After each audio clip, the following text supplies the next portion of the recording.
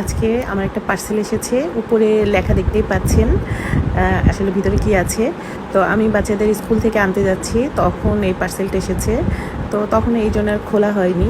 তো ওদের স্কুল থেকে নিয়ে এসে সবার আগে আমি পার্সেলটা নিয়ে বসেছি। এটা খোলার জন্য আমার আর তর্সই ছিল না।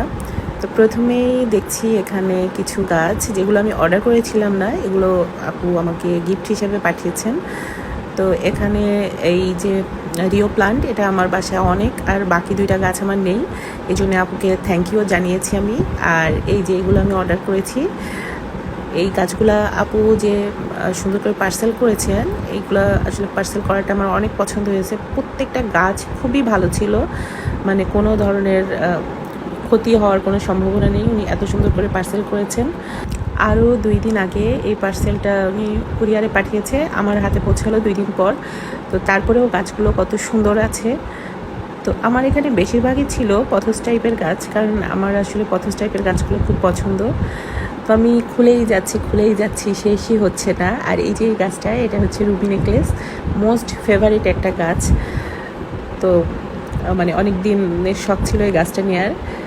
আমি পার্সেল খুলেই যাচ্ছি, শেষ হচ্ছে না। পাশ থেকে আমার ছেলে বলছে যে তুমি কত গাছ নিয়েছো, তোমার শেষই হচ্ছে না, মানে বের করেই যাচ্ছ। এখানে আমার 16টা গাছ ছিল, আর সাথে আপু হচ্ছে গিফট দিয়েছে আরও 3টা, মানে 19টা টোটাল।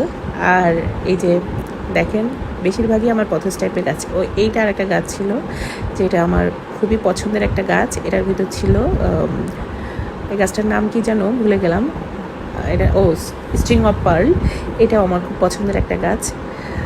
তো আসলে ছবিতে যখন গাছগুলো দেখেছিলাম, তখন আমার মানে ছবিতে দেখে মনে হয়েছিল গাছগুলো মানে মিডিয়াম সাইজে, আমি যেমন নার্সারি থেকে ছোটো চারা কিনি সেই সাইজের।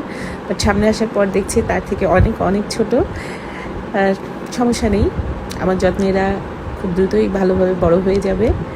তো আমার এই গাছগুলো আপনাদের কেমন লাগলো বলেন। অনেকগুলো গাছ কিনেছি, এই গাছগুলোর ডিটেলসও আপনাদের সাথে শেয়ার করব, যখন এগুলো রিপোর্ট করব তখন এগুলো বলবো। তো এই ছিল আমার সব গাছ, আর এইগুলো ছিল গিফটের গাছ।